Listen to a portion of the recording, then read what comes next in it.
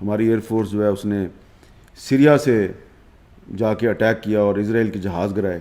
2 year bases جو ہیں وہ جموں کشمیر میں ہیں, ایک سری نگر کی اور ایک وہ جموں کشمیر تو نہیں بنتی لیکن اس کے قریب ہی ہے, آدم پور, اور بھوج میں بھی وہ موجود تھے, اور اس کے علاوہ 3 اور جگہ پہ بھی موجود تھے.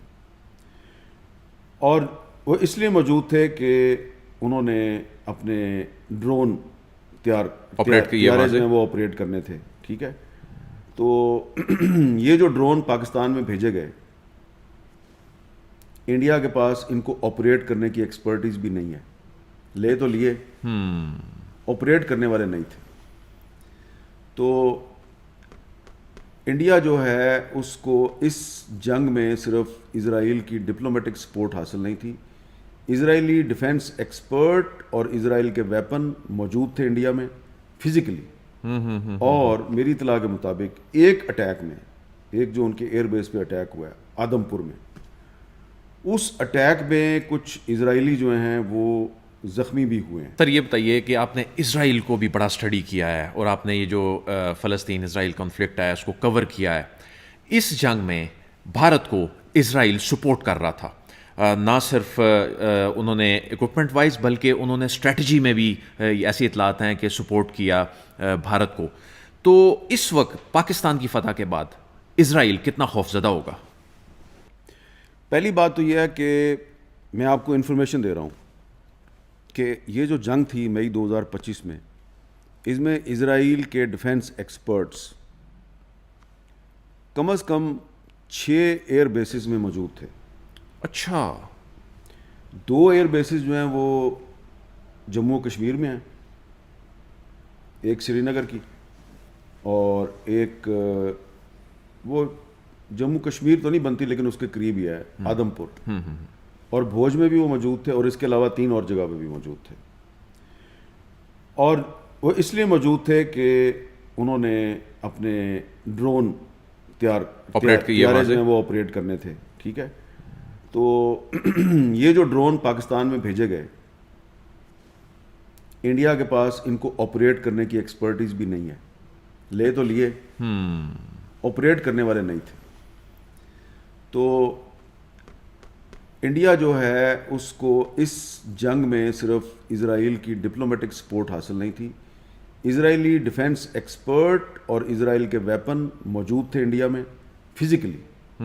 اور میری اطلاع کے مطابق ایک اٹیک میں, ایک جو ان کے ایئر بیس پہ اٹیک ہوا ہے آدم پور میں, اس اٹیک میں کچھ اسرائیلی جو ہیں وہ زخمی بھی ہوئے ہیں. بہت بڑی خبر دے رہے ہیں آپ.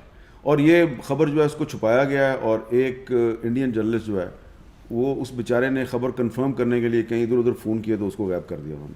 وہ ابھی تک واپس نہیں آیا, اور اس کی بھی جو فیملی ہے کیونکہ وہ مسنگ پرسن ہے, تو اس کی بھی فیملی نے پاکستان میں میرے سے رابطہ کیا. میں نے ابھی تک اس کا نام وام نہیں کہیں دیا, میں نے کہا اس لیے کہ اس کے لیے بہت پریشانی ہوگی.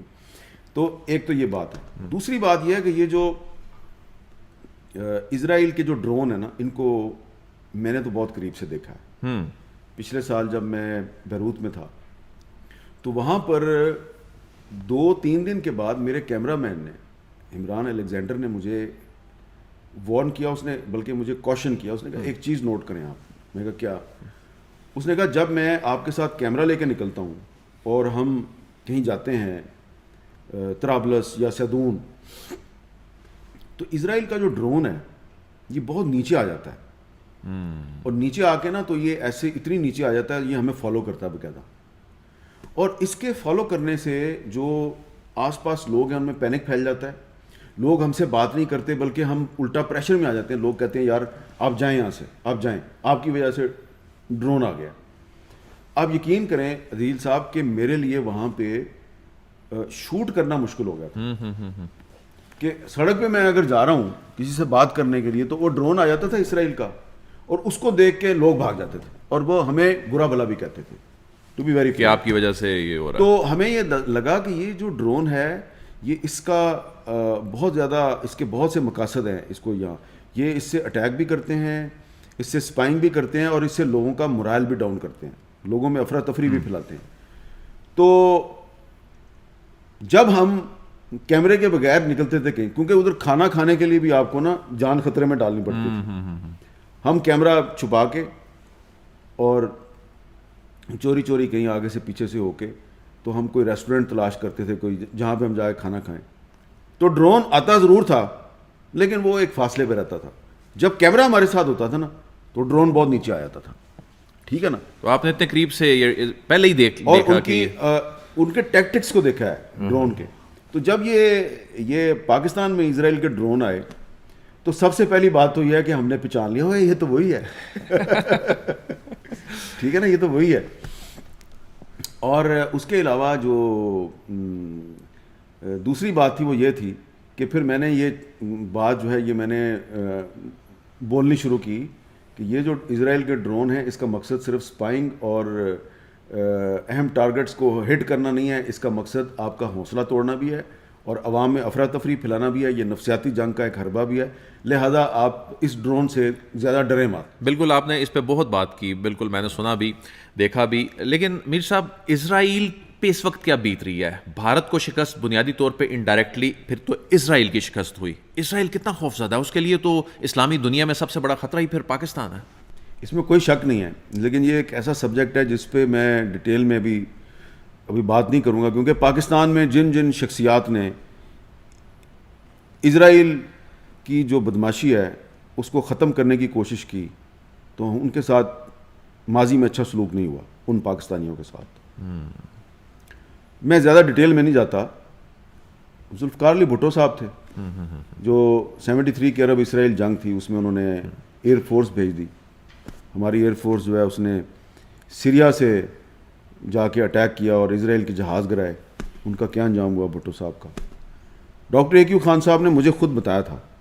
میں نے ان سے پوچھا کہ ڈاکٹر صاحب یہ پرویز مشرف پہ آپ بڑی تنقید کرتے ہیں اور وہ بھی آپ کے بہت خلاف ہے، چکر کیا ہے؟ انہوں نے بہت ایک ناقابل بیان لفظ استعمال کیا ان کے لیے اور کہا کہ میں نے ایک 5000 کلومیٹر کا میزائل پروگرام جو ہے وہ فائنلائز کیا ہوا ہے اور یہ اس نے میرے فنڈ بند کر دیے. میں نے کہا 5000 کلومیٹر؟ انہوں نے کہا. تو میں نے کہا سر یہ اتنا لمبی رینج کا پروگرام جو ہے وہ آپ نے شروع کیا ہے تو اس پہ اس کو کیا اعتراض ہے؟ اس نے کہا بھائی دیکھو نا، اس نے مجھے کہا کہ بھائی انڈیا جو ہے اس کو تو ہمیں زیادہ سے زیادہ 2700 یا 3000 کلومیٹر کی رینج چاہیے، تو یہ آپ 5000 کلومیٹر کا کیوں تیار کر رہے ہیں؟ تو میں چپ رہا. انہوں نے کہا کہیں تم اسرائیل کو تو نہیں ٹارگٹ کرنا چاہتے؟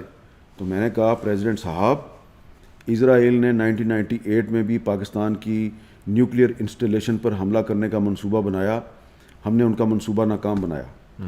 اس کے بعد اسرائیل 2-3 مرتبہ ہماری نیوکلیئر انسٹالیشن کو انڈیا کے راستے سے ڈسٹرائے کرنے کا منصوبہ بنا چکا ہے. ہر دفعہ ہمیں پہلے سے پتہ چل جاتا ہے، کبھی ہمیں کوئی ملک بتا دیتا ہے، کبھی ہمیں کوئی ملک بتایا. تو اس کو ہمارے پاس ڈیٹرنس تو ہونا چاہیے نا، اس کو پتہ ہو کہ اگر وہ انڈیا کے راستے سے آ کے ہمارے کسی نیوکلیئر انسٹالیشن کو اٹیک کرے گا تو ہم براہ راست تل ابیب میں یا حیفا میں اس کی جو نیوکلیئر انسٹالیشن ہیں ان کو ڈسٹرائے کر سکتے ہیں.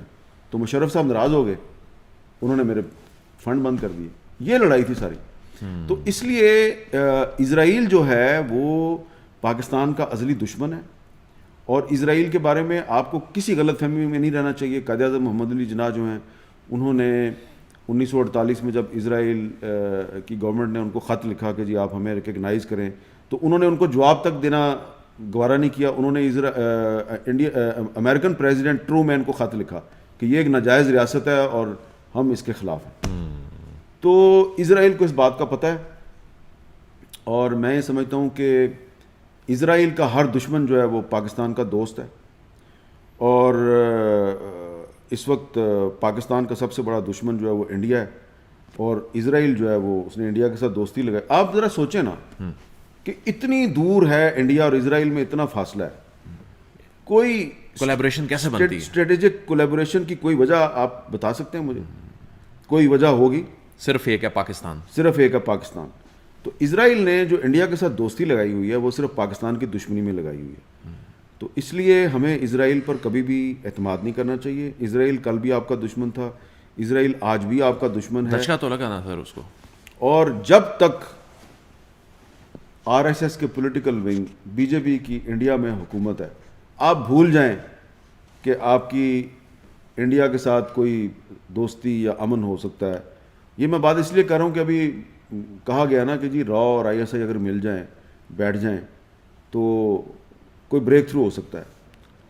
را اور ISI پہلی دفعہ 1988 میں جنیوا میں بیٹھے تھے, جب پاکستان میں جنرل ضیاء صاحب پریزیڈنٹ تھے اور انڈیا میں راجیو گاندھی پرائم منسٹر تھے. پھر اس کے بعد مشرف صاحب کے دور میں بھی را اور ISI نے کافی کولیبوریٹ کیا. پھر یہ جب باجوہ صاحب آرمی چیف تھے تو جنرل فیض نے اور اجیت ڈوول نے بھی بڑی کولیبوریشن کی. کیا ہوا؟ 5 اگست 2019 ہو گیا. اس لیے جب تک مودی کی حکومت ہے انڈیا میں, آپ کسی بھلے کی توقع نہ رکھیں. سندھ طاس پہ کیا ہوگا؟ پانی بند کریں گے تو ہم نے اس کو اعلان جنگ کہا ہے, وہ تو پانی بند کرنے کی تیاریاں کر رہے ہیں, بلکہ کرنا شروع کر دیا ہے. تو آگے تو یہ تو پانی پہ جنگ ہوتی دکھائی دے رہی ہے واضح طور پہ. میں آپ کو ایک بڑا ہی مختلف سا جواب دوں. جی. پاکستانی قوم کو کوئی پریشانی نہیں ہونی چاہیے. انڈیا پاکستان کا پانی بند نہیں کر سکتا. اچھا, وہ کیسے؟ بھائی یہ چھوڑ دینا.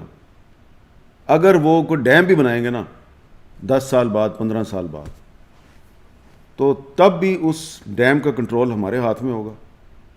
اور ابھی بھی جن ڈیموں کے ذریعے انہوں نے تھوڑا 3-4 دن کے لیے پانی بند کیا ہے, ان ڈیموں کا کنٹرول آپ کے ہاتھ میں ہے. انڈیا میں بنے ڈیموں کا کنٹرول سر پاکستان کے ہاتھ میں کیسے ہو سکتا ہے؟ یہ ویسے ہی ہو سکتا ہے جس طرح ہم نے رافیل جہاز کا ریڈار سسٹم اور ریڈیو سسٹم جیم کر دیا تھا, ویسے ہی ہو سکتا ہے. اب آگے نہیں پوچھنا. F-35 اب جو ہے وہ انڈیا اب لینا چاہتا ہے. ایک وہ میں نے آپ کو سنا ایک پروگرام میں آپ نے کہا کہ وہ اب انڈیا ورسز چائنا اسٹیبلش کر کے نا وہ جہاز لینا چاہتا ہے امریکہ سے. کیا وہ F-35 لے کے پاکستان پہ اٹیک کر سکے گا؟ F-35 کوئی اب نیا جہاز نہیں ہے, بہت پرانا جہاز ہے. اس سے زیادہ جہاز, بہتر جہاز جو ہیں وہ دنیا کے اور ملکوں میں بن رہے ہیں. اور آنے والے کچھ دنوں میں آپ دیکھیں گے کہ پاکستان, ترکی اور آذربائیجان کی کولیبوریشن سے بھی بہت سی چیزیں بننے والی ہیں. تو بشک انڈیا F-35 لے لے انڈیا, اور بشک امریکہ دے دے اس کو. لیکن جو چیز آپ کے پاس ہے نا, وہ F-35 کی بھی ایسی کی تیسی کر دے گی. وہ کیا؟ وہ ہے نا ہمارے پاس. اچھا, ہر چیز بتانے والی نہیں ہے, میڈ ان پاکستان ہے. اور اگر انڈیا نے اٹیک کیا دوبارہ پاکستان پہ تو آپ کو پتہ چل جائے گا. اچھا یہ بتائیے سر کہ اب بہرحال ہم دوسرے ٹاپکس کی طرف بھی جانا ہے, لیکن جائیں دوسرے ٹاپکس میں. کیا آپ کو